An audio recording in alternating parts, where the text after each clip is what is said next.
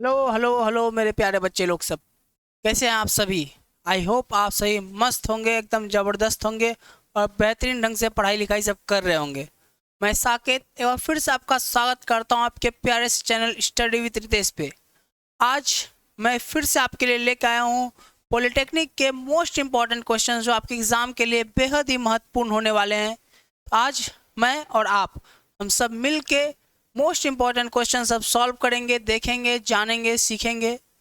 बस class start करें इससे पहले आपसे छोटी सी रिक्वेस्ट है कि आप अपने प्यारे से साथी सबको भी अपने सेशन को शेयर कर दीजिएगा, ताकि आपके साथ साथ वो भी अच्छे क्वेश्चन देख सके, सीख सके और बेहतरीन ढंग से सिलेक्शन लेके अच्छे कॉलेज में जाके अपने फ्यूचर को ब्राइट कर सके। तो चलिए मैं आपको फर्स्ट क्वेश्चन शो करने जा रहा हूँ। फटाफट एकदम सभी बच्चे नोटबुक निकाल लीजिए, पेन पेपर ले लीजिए और वीडियो के सामने बैठ जाइए।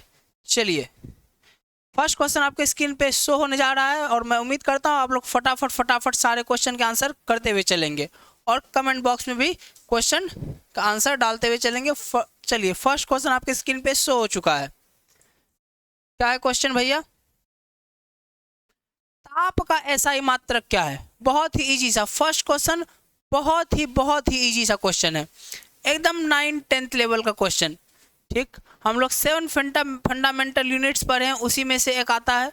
फटाक से बताइए ताप का SI मात्रक क्या है। आई होप आप सभी बच्चे लिख भी लिए होंगे। क्या होता है भैया ताप का SI मात्रक? तो हमारा क्या हो जाएगा? ऑप्शन ए बिल्कुल करेक्ट आंसर हो जाएगा, यानी कि केल्विन। बट यहाँ पे एम्पियर, कैंडेला, ठीक, कैलोरी भी लिखा हुआ है। यदि मैं आपसे इसी बात पे पूछूं बच्चों एम्पियर किसका SI मात्रक है, क्योंकि हमने क्वेश्चन में दिया है कि ताप का SI मात्रक बताओ, लेकिन आपसे क्वेश्चन में एग्जाम में तो कुछ भी आ सकता है। यदि मैं यही आपसे पूछूं कि एम्पियर का बताइए तो आप क्या बताइएगा? ठीक, तो जी हाँ बिल्कुल आप लोग सही गेस कर रहे हैं। तो क्या हो जाएगा एम्पियर का SI मात्रक भैया? सॉरी, एम्पियर किसका SI मात्रक हो जाएगा? तो करंट का। करंट का SI मात्रक क्या होता है? एम्पियर। ठीक, इसी तरह यदि मैं आपको पूछ लूं मैं आपसे कि कैंडेला किसका है SI मात्रक भैया? कैंडेला SI मात्रक किसका है किसका SI मात्रक कैंडेला? ठीक, तो किसका आप बोलिएगा? तो ज्योति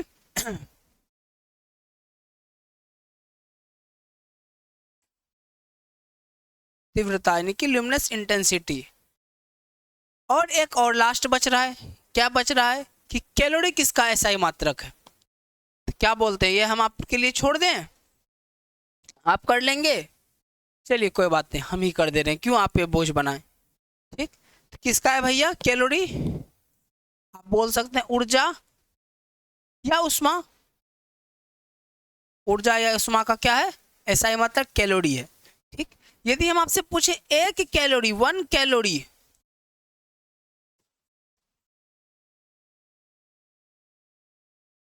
वन कैलोरी बराबर कितना जूल होता है? यदि मैं आपसे इसी क्वेश्चन में पूछूं कि 1 कैलोरी बराबर कितना जूल होता है भैया? ठीक, तो आप लोग एकदम नोट कर लेंगे फटाफट कि 4.2 जूल। ठीक है, 1 कैलोरी बराबर क्या होता है? 4.2 जूल के बराबर होता है। ठीक है, चलिए फटाक से नेक्स्ट क्वेश्चन का आंसर कर दीजिएगा। तो ठीक, क्या है नेक्स्ट क्वेश्चन भैया? निम्न में से किस समूह की सभी राशि सदिश है? ठीक, सदिश और अदिश राशियां सबसे पहली बात होती क्या है? ठीक, तो सदिश राशियां क्या है, अदिश राशियां क्या है, जल्दी बताइए। तो आई होप ये सभी आप लोगों को एकदम बहुत ही बेसिक सी बातें हैं, बिल्कुल पता होगा कि सदिश और अदिश क्या है।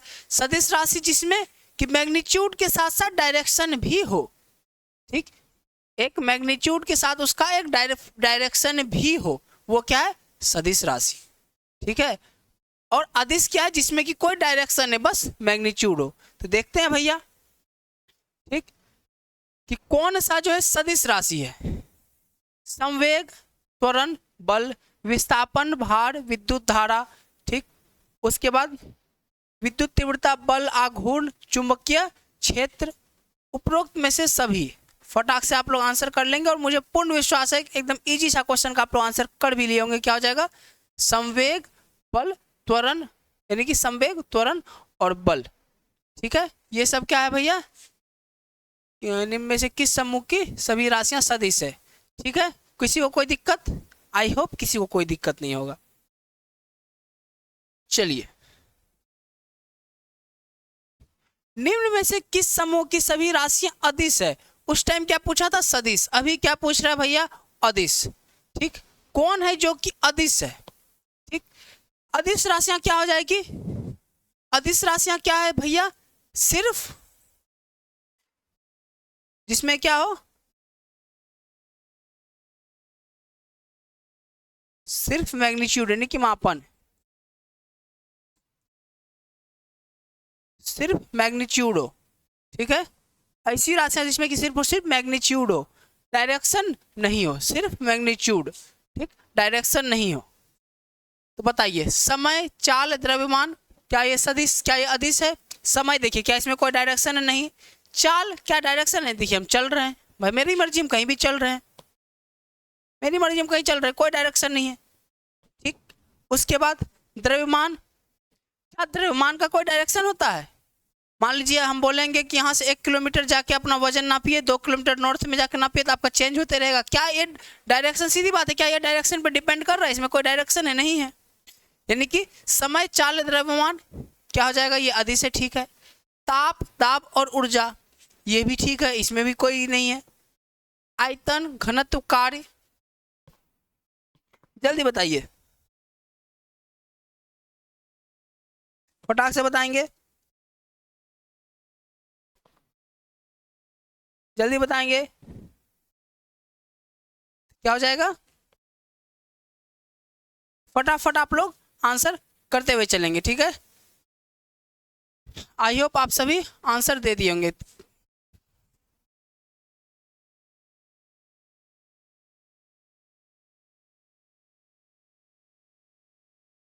चलिए, एक प्रकाश वर्ष बराबर होता है, एक प्रकाश वर्ष कितने, किसके, कितना मीटर, सेंटीमीटर, किलोमीटर के बराबर होता है? जल्दी बताइए, फटाफट फटाफट। ठीक, एकदम फटाक से आप लोग कमेंट बॉक्स में आंसर दे दीजिए और फटाक से अपने नोटबुक पे लिख लीजिए। ठीक है, एकदम पूरा टाइम आप लोगों के पास है। ठीक है, फटाफट। कितना होता है एक प्रकाश वर्ष? सबसे पहली बात कि प्रकाश वर्ष होता क्या है?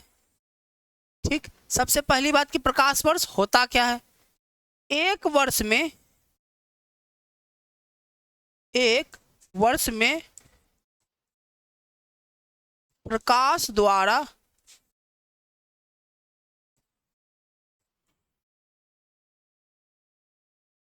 तय की गई दूरी, एक वर्ष में प्रकाश द्वारा तय की गई दूरी को हम लोग क्या बोलते हैं? प्रकाश वर्ष। जो कि कितना होता है भैया? ठीक, तो बिल्कुल 9.46 इंटू 10⁻15 मीटर, यानी कि ए हमारा क्या हो जाएगा? बिल्कुल राइट आंसर। ठीक है, चलिए, जड़त्व का गुण, क्या पूछा? जड़त्व का गुण बताइए। प्रत्येक वस्तु में होता है, किसी किसी वस्तु में होता है, किसी वस्तु में नहीं होता है, केवल गतिशील वस्तु में होता है। जल्दी बताइए, जानते हैं जड़त्व क्या है? ठीक, ठीक है, आपको बताते हैं जड़त्व क्या है।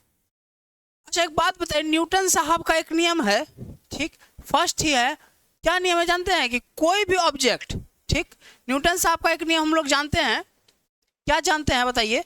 कि कोई भी ऑब्जेक्ट, चाहे जो भी ऑब्जेक्ट हो, जिस पोजीशन में है उसी पोजीशन से उसको प्यार रहता है। हम आपको जरूरत, एकदम देखिए हंसी मजाक में आपको जरूरत समझा दे रहे हैं। ठीक, एकदम 1 सेकंड नहीं लगेगा जरूरत समझने में। न्यूटन चाचा एक दिन बैठे थे, उनको कुछ समझ में नहीं आया तो वो लोग देखो एक नियम ही दे देते हैं कि जो वस्तु जिस हिसाब से जिस पोजीशन में है उसी पोजीशन में रहना पसंद करेगा। ठीक, जैसे हम ऐसे बैठे हैं बस बैठे रहना पसंद करेंगे। यदि हम चलने लगा कोई वस्तु तो अब वो चलते रहना पसंद करेगा। ठीक, जिस पोजीशन में, इसको ऐसे समझिए, मान लीजिए रात में आप थके चूड़े एकदम आए हैं, ठीक, और कोई इमरजेंसी काम पड़ गया, या पढ़ाई, अक्सर बच्चे देखते होंगे आप लोग जैसे पढ़ाई करते हैं, मैक्सिमम आज की जनरेशन में देखिएगा, मैक्सिमम बच्चे रात में जग के पढ़ना पसंद कर लेंगे, चलो एग्जाम है तो पढ़ लेते हैं जग के, 2-3 बजे 4 बजे तक जग के पढ़ लेंगे, लेकिन सुबह उठ के नहीं पढ़ा जाता है। राइट और रॉन्ग? राइट और रॉन्ग? ये भी न्यूटन चाचा का ही नियम है, मान लीजिए एक तरह से। तो एग्जाम्पल के लिए हम बोल रहे हैं, है नहीं, हम एग्जाम्पल के लिए बोल रहे हैं। मतलब क्या, जब आप जगे हुए थे तो चलो हो जगे हुए हैं ही, चलो 2 घंटा पढ़ लेते हैं, कोई दिक्कत नहीं। लेकिन जब आप सो गए, अब आपका बॉडी हो गया रेस्ट में, मतलब सोने का, अब आप नींद में चलेगा, सुबह उठने का मन नहीं कर रहा, नहीं उठेंगे। तो वही बात क्या है, यदि कोई चीज चल रहा है तो बस एकदम चल रहा है, आप उसको रोको मत, ठीक। यदि कोई बैठा हुआ है तो उसको जबरदस्ती चलाओ मत, जिस पोजीशन में जो ऑब्जेक्ट है उसी पोजीशन में रहेगा। ये न्यूटन चाचा का नियम था, ठीक। और न्यूटन चाचा क्या किए, जरतु को बुलाए, ठीक। बोले बेटा जरतु, ए बेटा जरतु इधर आओ, इधर आओ। बोले हाँ चाचा बोलिए क्या बात है। बोले देखो हम एक नियम बनाए हैं। बोला क्या चाचा?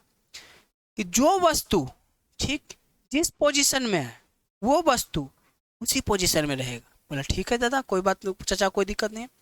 बोले देखो हम नियम बना लिए, हम तो कुछ समय बाद अब इस दुनिया से निपट जाएंगे, तुम्हारा काम क्या है कि जो मेरा नियम तोड़ेगा उसको तुम पड़ा के लपड़ मार देना। बोला इसका मतलब?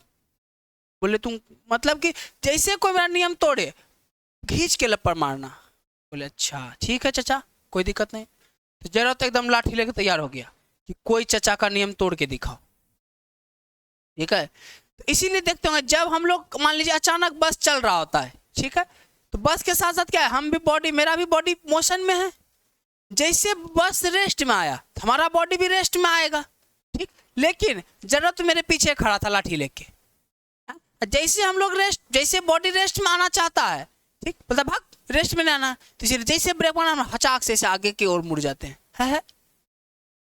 क्यों? क्योंकि हमारा बॉडी आ रहा था रेस्ट में, लेकिन पीछे जो लाठी लेके खड़ा था कौन, जरूरत, तो खींच के देता भागते रहो। मोशन में था, रेस्ट में क्यों आया? न्यूटन चाचा बोल के गए हैं रेस्ट में अब नहीं आना, तो मोशन में था, मोशन में रहो। तो जरूरत तो क्या है, न्यूटन चाचा का एकदम बहुत बड़ा भक्त है, बस यही समझ लीजिए कि जिस पोजीशन में वस्तु है उसी पोजीशन में उसको बना के रखेगा। अब ठीक, मान लीजिए आप रेस्ट में, अचानक गाड़ी खुल जाता है तो ऐसे पीछे मुड़ जाते हैं, क्यों? क्योंकि फटाक से धक्का देता है, बोलता है गति नहीं करना, तो रेस्ट में था, रेस्ट में रहो। समझ में आया?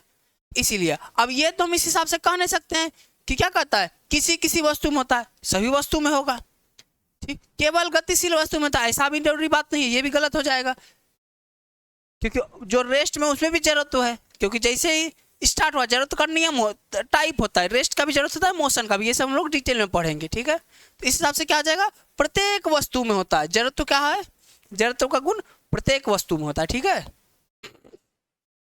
आई होप आप अभी हंसी मजाक में जरूरत तो समझ गए होंगे क्या है। चलिए, कार्य का ऐसा मतलब क्या होता है बताएंगे तो?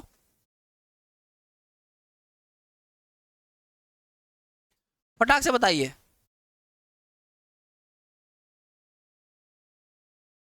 जल्दी जल्दी।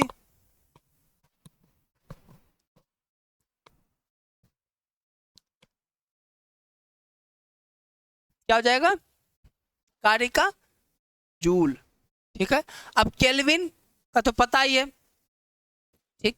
कैलोरी का भी हम बता ही दिए, बच्चा हॉर्स पावर, एचपी यानी कि क्या, हॉर्स पावर। तो एचपी का क्या होता है भैया, ठीक। एचपी किसका ऐसा मात्रक है, तो शक्ति का, ठीक है। बाकी ये दो तो हम लोग लिख ही लिए केल्विन और इसके बारे में। तो एचपी किसका ऐसा मात्रक है, तो शक्ति का, ठीक है। चलिए नेक्स्ट बताएंगे। अच्छा है, ये क्वेश्चन बहुत ही अच्छा है। एक अश्व शक्ति बराबर होता है कितने के बराबर होता है, एक अश्व शक्ति?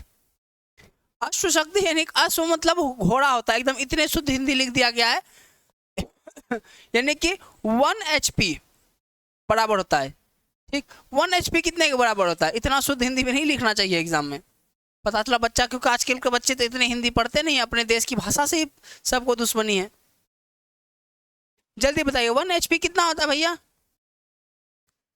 तो 1 HP बराबर कितना होता है, 776 वाट, यानी कि 746 वाट, ठीक है, 746 वाट। ठीक है। न्यूटन के किस गति नियम से बल का व्यंजक प्राप्त होता है, जल्दी बताइए।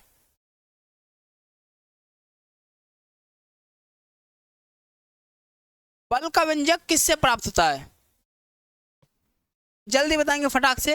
न्यूटन के किस गति नियम से बल का व्यंजक प्राप्त होता है, तो फटाक से आई होप आप लोग लिख भी लिए होंगे कमेंट बॉक्स में आंसर, और नोटबुक पे भी नोट कर लिए होंगे। मैं यही उम्मीद के साथ आप लोगों के साथ बना हुआ हूं। तो किससे, तो द्वितीय नियम से। ठीक है। इसी बात पे यदि हम आपसे पूछ दें कि न्यूटन का प्रथम नियम, फर्स्ट नियम क्या बोलता है, यदि हम आपसे पूछ दें, एकदम बच्चा वाला बात है, क्या बोलता है, तो आप क्या बताइएगा। ठीक, वो क्या कहता है, को सीधा में बोल सकते तो कोई भी वस्तु, कोई भी वस्तु अपने पोजीशन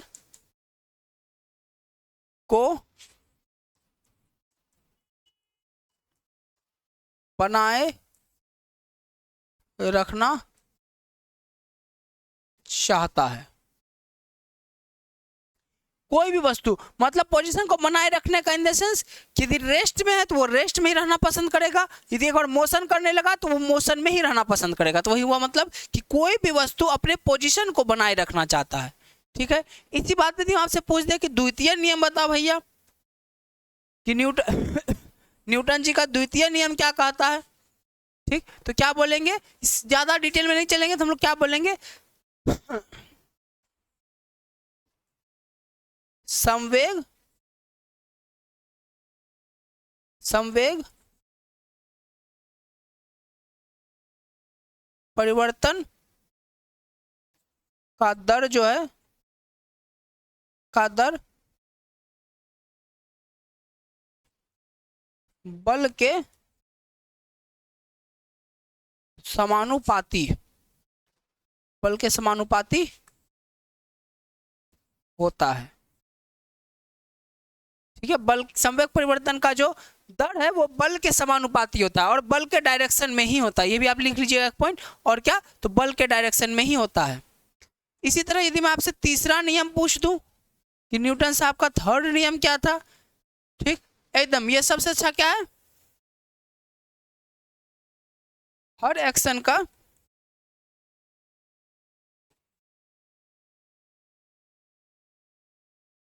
इक्वल और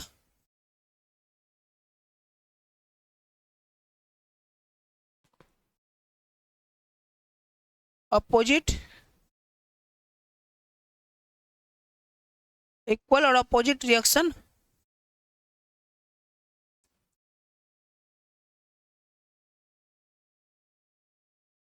होता है। हर एक्शन का इक्वल और अपोजिट रिएक्शन होता है। ठीक, मतलब एक लपड़ आप मारिएगा तो वो भी उधर से एक लपड़ मारेगा। ठीक है। ये सब पॉइंट भी आप लोग नोट करते हुए चलेंगे। ठीक है, ये सब पॉइंट सभी आप लोग क्या, तो नोट करते हुए चलेंगे। एक सेकेंड,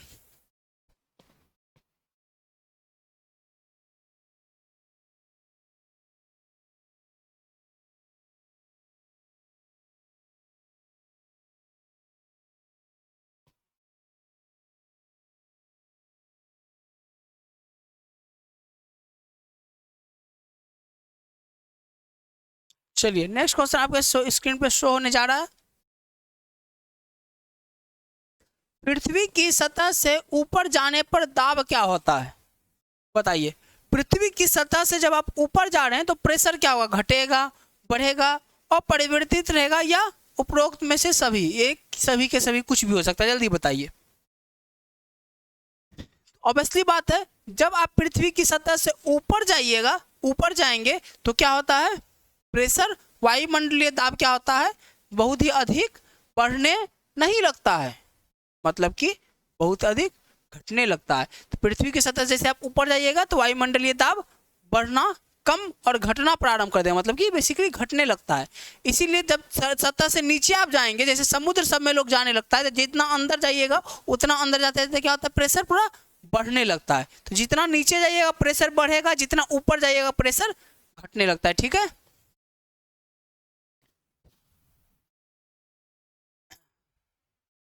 चलिए, प्रेशर कुकर में खाना जल्दी पकता है, क्यों? बताइए क्यों, क्यों पकता है? प्रेशर कुकर के अंदर दाब बढ़ने से पानी का क्वथनांक बढ़ता है। प्रेशर कुकर के अंदर दाब में कमी से पानी का क्वथनांक बढ़ जाता है। प्रेशर कुकर का आकार ऐसा होता है। ठीक, तो आकार से क्या मतलब? आकार तो अलग अलग, इसको तो हटा ही दीजिए। सी और डी तो ऐसे हट गया, 50-50 लाइफ लाइन लग गया आप लोगों के लिए, और अच्छी बात है। ठीक, अब देखिए, यदि एक बात याद रखिएगा, यदि किसी चीज का दाब बढ़ रहा है तो उसका क्वथनांक भी बढ़ेगा, यानी कि प्रेशर कुकर के अंदर दाब बढ़ने से पानी का क्वथनांक बढ़ जाता है और इसी वजह से क्या होता है, जल्दी पक जाता है। ठीक है, पृथ्वी के तल का पलायन वेग है, बताइए। पलायन कीजिए आप लोग तो जल्दी जल्दी। ठीक है, पृथ्वी के तल का पलायन वेग, यानी कि पलायन कीजिए फटाक से, फटाक से पलायन कर दिए। पृथ्वी के तल का पलायन वेग क्या है?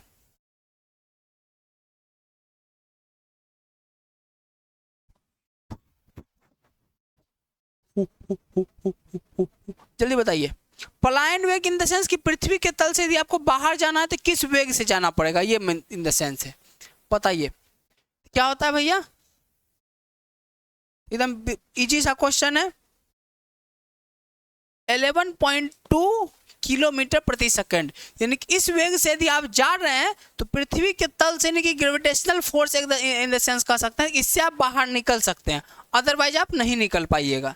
ठीक, इस स्पीड से आपको जाना पड़ेगा, इसीलिए रॉकेट लॉन्च वगैरह सब होता है इसी स्पीड से होता है, 11.2 किलोमीटर प्रति सेकंड के वेग से। ठीक है, पानी की बूंदों के गोल होने का कारण है, बताइए। देखिए, सिर्फ पानी की बूंदे नहीं, यदि ऊंचाई से कोई भी चीज गिराया जाएगा, चाहे वो तेल हो या कुछ भी हो, ठीक, कोई भी लिक्विड यदि ऊंचाई से गिराया जाएगा तो वो धीरे धीरे गोल हो जाता है। और ऐसा किस लिए होता है? तो ऐसा उसके पृष्ठ तनाव के कारण होता है। ठीक, ऐसा किस वजह से होता है? तो उसके पृष्ठ तनाव के कारण, समझ रहे हैं क्यों होता है ऐसा? तो उसके पृष्ठ तनाव के कारण।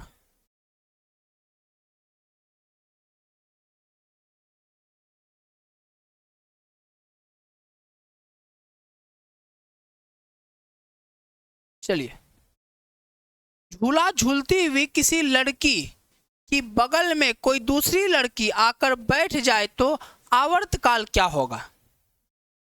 ठीक है, जल्दी बताइए। झूला झूलती हुई लड़की की बगल में कोई दूसरी लड़की आकर बैठ जाए तो आवर्तकाल क्या होगा? बताइए, फटाक से बताएंगे तो क्या होगा भैया? बढ़ जाएगा, घट जाएगा, और परिवर्तित रहेगा, या उपरोक्त में से सभी, यानी कि कुछ भी हो जाएगा? जल्दी बताइए। आप लोग लिख लिए होंगे। ठीक, तो क्या होता है? अपरिवर्तित रहता है। ठीक, क्योंकि आपका आवर्तकाल जो है, अब देखिए बेसिकली हम लड़की को हटा देते हैं, अभी लड़की को हटा के लकड़ी को लाते हैं। मान लीजिए एक 5 kg का लकड़ी लटका के झुला रहे हैं, फिर उसको 10 kg का कर दिए, तो कोई फर्क नहीं पड़ेगा। क्यों? क्योंकि आवर्तकाल जो है वो मास पे डिपेंड नहीं कर रहा होता है। ठीक, आवर्तकाल मास से इंडिपेंडेंट है, उसको मास से फर्क नहीं पड़ रहा है, इसीलिए अब मास आप घटाओ घटाओ या बढ़ाओ उसको कोई फर्क नहीं पड़ेगा, यानी कि अपरिवर्तित रहेगा, कोई दिक्कत। ठीक, बट उसको किस चीज से फर्क पड़ता है? लंबाई से, लंबाई से फर्क पड़ता है। आवर्तकाल को लंबाई से फर्क पड़ता है, आवर्तकाल को लंबाई से फर्क पड़ता है। ठीक, यदि लंबाई बढ़ गया किसी भी चीज, आवर्तकाल जैसे मान लीजिए जैसे आवर्तकाल हो रहा था, लंबाई उस चीज का हम बढ़ा देते हैं, लंबाई बढ़ा देते हैं। ठीक, तो लंबाई जैसे बढ़ेगा तो क्या कहता है? आवर्तकाल, आवर्तकाल जो है ये भी बढ़ जाएगा। ये लंबाई पे डिपेंड करता है, बल पे डिपेंड नहीं करे, सॉरी क्या कहता है, मास पे डिपेंड नहीं करेगा, बट लंबाई पे डिपेंड करता है। लंबाई बढ़ा तो आवर्तकाल बढ़ जाएगा। गर्मियों में लोलक पेंडुलम की लंबाई बढ़ जाने पर उसका आवर्तकाल लीजिए, तो क्वेश्चन भी था, हम आपको पहले बता दिए, कर लीजिए क्या हो जाएगा? ए। चलिए नेक्स्ट बताएंगे फटाक से। ध्वनि तरंग है, क्या है भैया? कौन सा तरंग है? ध्वनि तरंग कौन सा तरंग है? ध्वनि तरंग कौन सा है? अनुदैर्घ्य है, अनुप्रस्थ है, विद्युत चुंबकीय है, ठीक, और उपरोक्त में से कोई नहीं है। जल्दी बताएंगे। ध्वनि तरंग क्या हो जाएगा? अनुदैर्घ्य तरंग, ठीक है, अनुदैर्घ्य तरंग यानी कि लॉन्गिट्यूडनल वेव, ठीक है। देखिए अनुदैर्घ्य तरंग में क्या होता है? अनुदैर्घ्य तरंग में कण का विस्थापन,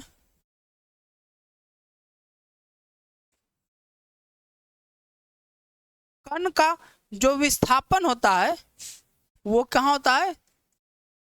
गति की दिशा में या विपरीत दिशा में?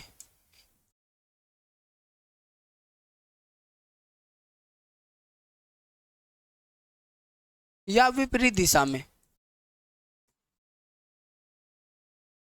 या विपरीत दिशा में। मतलब यदि बोला जाए अनुदैर्घ्य तरंग कैसा होगा, देखिए ऐसे, ठीक है, समझा रहे हैं।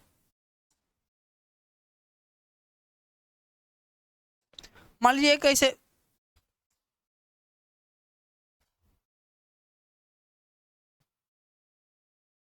ये कण है, ठीक, ये या तो इधर जा रहा है, ठीक, या ये इधर आ रहा है, एकदम एक लाइन में ऐसे, ये क्या आ जाएगा? अनुदैर्घ्य तरंग। और जैसे अनुप्रस्थ तरंग है, अनुप्रस्थ तरंग है, ठीक, अनुप्रस्थ तरंग है, ये कैसे हो जाएगा? ऐसे, ये क्या हो जाएगा? ऐसे, ऐसे बनेगा, ऐसे, ठीक, मतलब ऋतिक रोशन का जो डांस का जो पोज है, ये कैसे, समझे? ये क्या हो जाएगा? अनुप्रस्थ तरंग। चलिए, अनुप्रस्थ तरंग किस माध्यम में उत्पन्न की जा सकती है? सिर्फ गैस में, सिर्फ ठोस में, सिर्फ द्रव में, इन तीनों में? अनुप्रस्थ तरंग किस में उत्पन्न किया जा सकता है भैया? जल्दी बताइएगा आप लोग, फटाफट एकदम नोट करते हुए चलेंगे, फटाफट।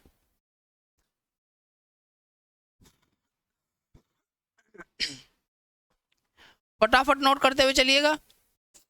अनुप्रस्थ तरंग किस माध्यम में उत्पन्न की जा सकती है?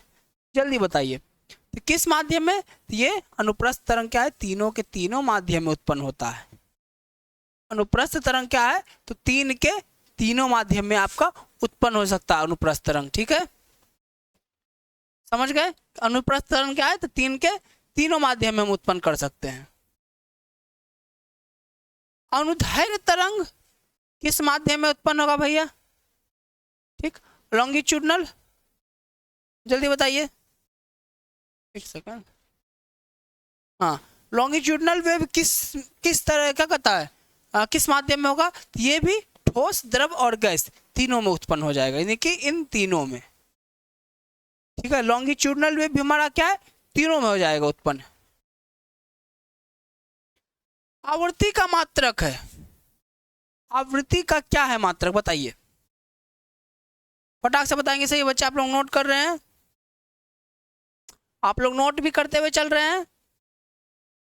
देखिए मैं आपसे यही उम्मीद भी कर रहा हूँ, और आप लोग कमेंट बॉक्स में क्वेश्चन का आंसर जरूर दिया कीजिए। देखिए या तो क्या होगा, या तो सही होगा या गलत, ठीक, बट मेरे बताने से पहले आप लोगों का क्या कहता है, कमेंट आना चाहिए। मेरे बताने से पहले आप लोगों का कमेंट बॉक्स में कमेंट आना चाहिए, और फिर बाद में यदि मान लीजिए सही बात है, ठीक है, गलत हो उसको डिलीट नहीं करना है, कोई दिक्कत नहीं है। गलती सबसे होती है, लेकिन गलती से सीखना है, गलती रिपीट नहीं होनी चाहिए, ठीक है, गलती बस रिपीट नहीं होना चाहिए। तो क्या हो जाएगा? हर्ट्ज, क्या हो जाएगा? हर्ट्ज। ध्वनि तरंग का वेग सबसे अधिक होता है किसमें भैया? ध्वनि तरंग का वेग सबसे अधिक किसमें होता है ये बताइए, ठीक, ठोस में, गैस में, द्रव में, निर्वात में? ध्वनि तरंग का वेग सबसे अधिक किसमें होगा? जल्दी बताइए। देखिए मैक्सिमम बच्चे हो सकता है आप लोग क्या कहता है, ये निर्वात बोले, बट साउंड का जो तरंग होता है यानी कि ध्वनि तरंग होता है वो ठोस में अधिक होता है। ठीक, कभी गौर कीजिएगा, दूर दीवार में से अपना कान लगा दीजिएगा, ठीक, और धीरे धीरे कोई फ्रेंड को धीरे टच करो, ठीक, आप ऐसे पहले खड़े रहेगा, वो दीवार में हल्का हल्का ऐसे टच करेगा तो कुछ सुनाई नहीं देगा, लेकिन इसे कान को ऐसे सटा कर रखिएगा, फटाफट सुनाई देगा। ठीक है, एक जैसे मूवी आया था RRR, ठीक, उसमें देखते होंगे जब वो बचाने जाता है तो हाथ लेके दीवार पे से, सॉरी क्या कहते हैं, जमीन पे से ठोकता है तो इसे कान लगा कैसे सुनता है, क्योंकि ऐसे आवाज नहीं आ रहा था, लेकिन साउंड कैसे ट्रांसमिट हो रहा है, धरती क्या सॉलिड है तो सॉलिड के थ्रू अच्छे से आवाज आ रहा है, तो इसलिए क्या होता है, तो सॉलिड जो है ध्वनि तरंग का वेग का सबसे अधिक होता है, ध्वनि तरंग का वेग सबसे अधिक किसमें, सॉलिड में होता है। ठीक है, आई होप आपको क्लास बहुत ही बेहतरीन लगा होगा, आप बहुत चीज सीखे होंगे।